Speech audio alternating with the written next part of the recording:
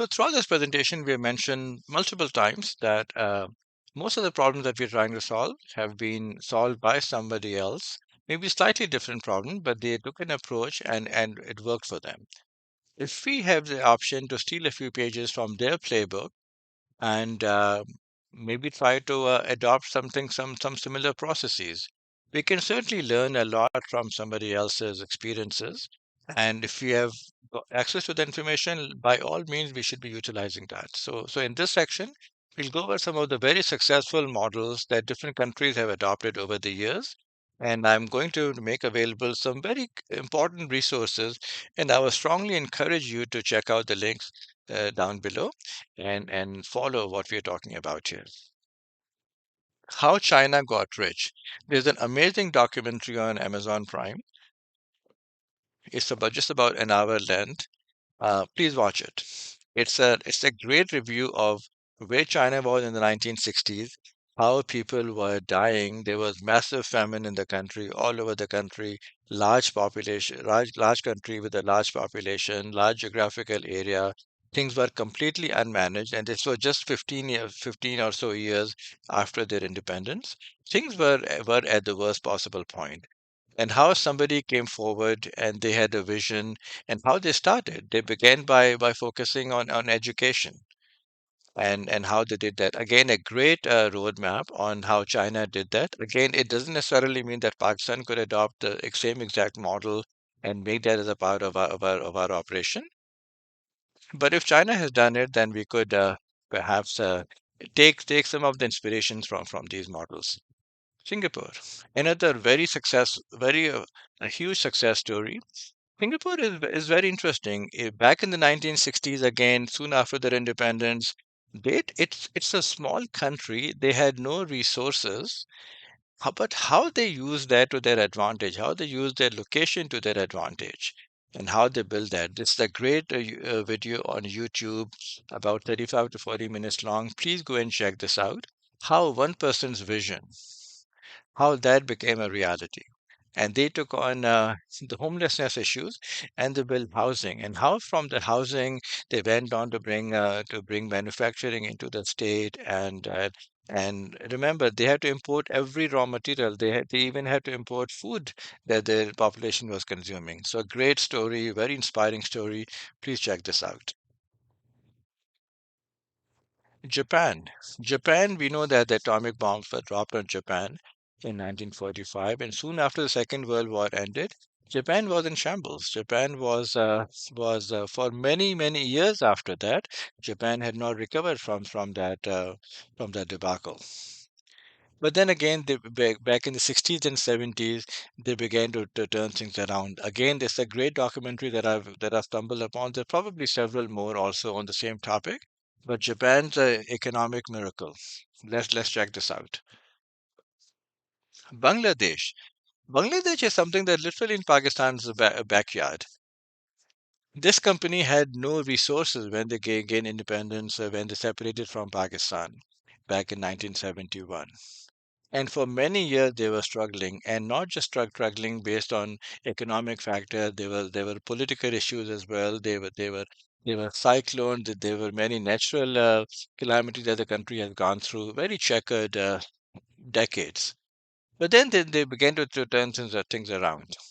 They now have a textile export of $30 billion a year. That's a staggering amount, $30 billion a year. Yes, they are too invested perhaps in a single industry, all in textile and finished goods, finished products. And during COVID, we have seen that since the demand has gone down, people are not consuming as many clothes. So they're getting a direct impact of that. So yeah, so again, they set out on something, they achieved that. Now they probably have to apply some rules for course correction. But regardless, they had a vision, they had a plan, and implemented that. How did they do it? Again, there's a documentary. I would love for you to watch it and be inspired. Again, the idea here is not to take one of these countries and take their model, imitate that, copy and paste that for Pakistan and start using it tomorrow. We are sharing this just for to draw some inspiration out of those. But again, it's to see us, for us all to know that these problems can be solved.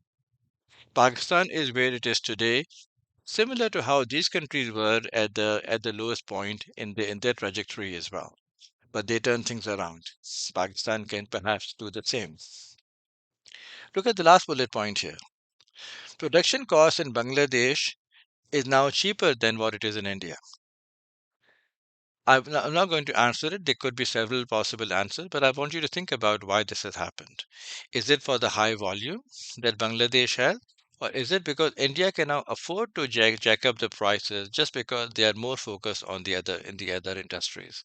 And more about that in a minute.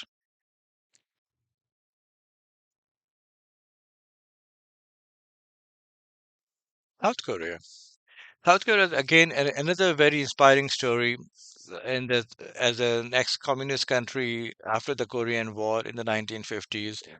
How they recovered? It was a long, difficult road to recovery, but they did. Slowly and steadily, how they were able to focus on specific areas, specific industries, how they galvanized the people behind the goal, behind the objectives. Despite the threat of China from North Korea, how they were still able to make things happen. There's a very inspiring documentary that I'm providing the link for. Please check it out. Again, this is it's a great story for us all to know and for us all to understand. Let me pause on this screen. In fact, no, let's go ahead and take the next slide, and then I'll come back to the slide to make another point. India. Let's talk about India for a moment. India's success is not hidden from anyone. India is on track to become that in the top three leading economies of the world. If it's not already there, it'll probably get there in the next 10 years. And these are some of the industries, their top 10 industries, where they're exporting. And this is the dollar amount of their exports in all these different areas. Let's pause on this for a moment.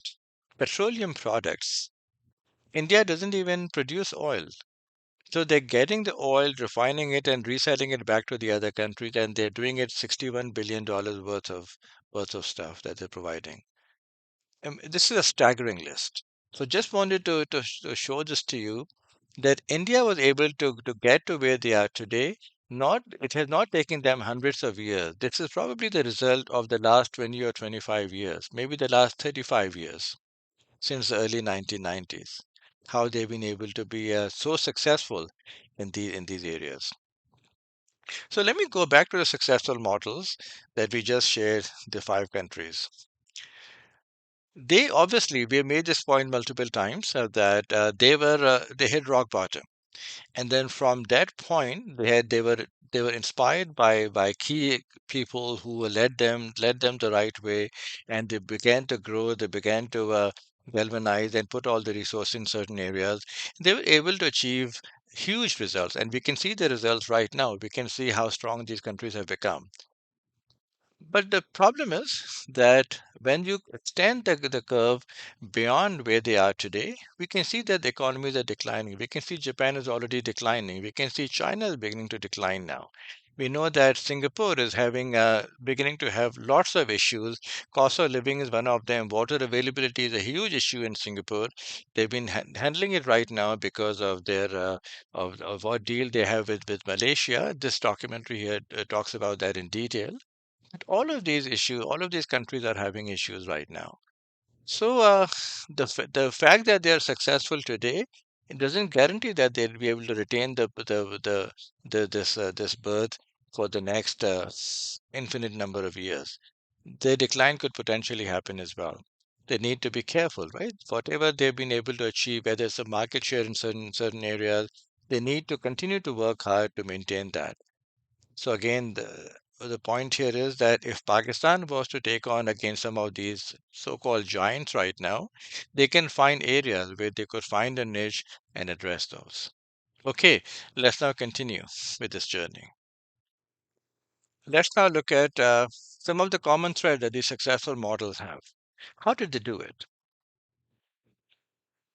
What do they have in common? All the stories that we have heard so far, and there are of course countless other stories that we have not covered here, just in the interest of time. So what do they all have in common? Let's figure it out. The countries were in dire needs. We have pointed this out, and they understood it. A visionary person or team came forward with a simple plan. In most cases, like it was education for China, housing for Singapore. They addressed one area, that's how they began the whole journey, the whole path forward. They tried to imitate successful models from other countries. When China went on to the road for manufacturing, their team came to Canada. Their team went to other places. They came to the US as well to see how US was handling the manufacturing side of it. So again, there are what we keep saying, repeating multiple times. If there's a successful model out there, let's learn as much about them as possible, so we could maybe try to follow how they did that.